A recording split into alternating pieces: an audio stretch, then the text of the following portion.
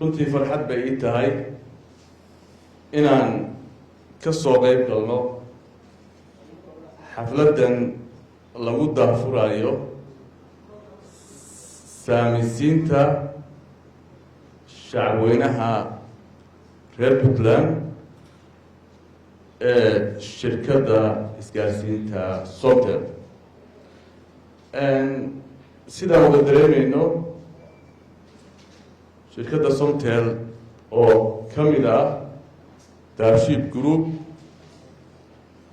waxay ku leedahay ummadda Soomaaliyeed taariikh maguurta ah oo aan marna la ilaawi karin.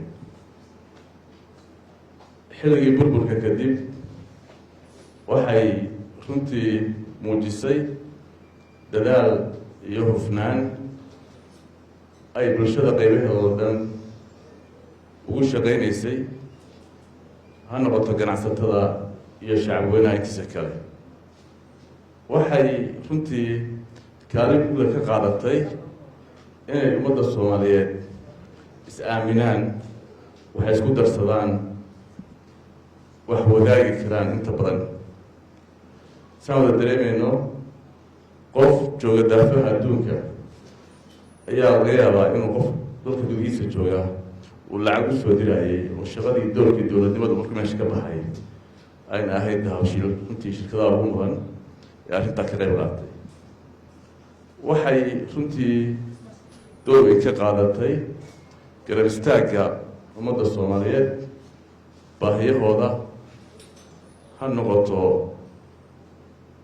dilbidiska dalka, dhaqaalasiinta dadka baahan, ka qayb qaadashada masiibooyinka, abaaraha, dadka caafimaadka u baahan, iyo waxbarashada iyo wax kasta oo ka mid ah kaabayaasha dhaqaalaha bulshada.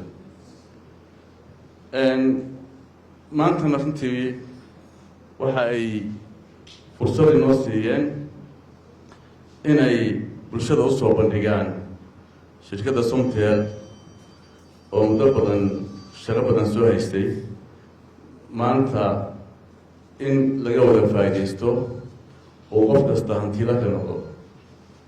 arrintaa in saami la siiyo bulshadu waxay meesha ka saaraysaa farqigii u dhexeeyey ama gaabkii u dhexeeyey qofka hantiilaha iyo qofka danyarta. taas markaan leeyahay waxaa waaye qofka danyarta waxaa laga yaabaa inuu hanti yar haysto, hantidaasna aan awood u lahayn inuu shaqadii la rabay ku qabto.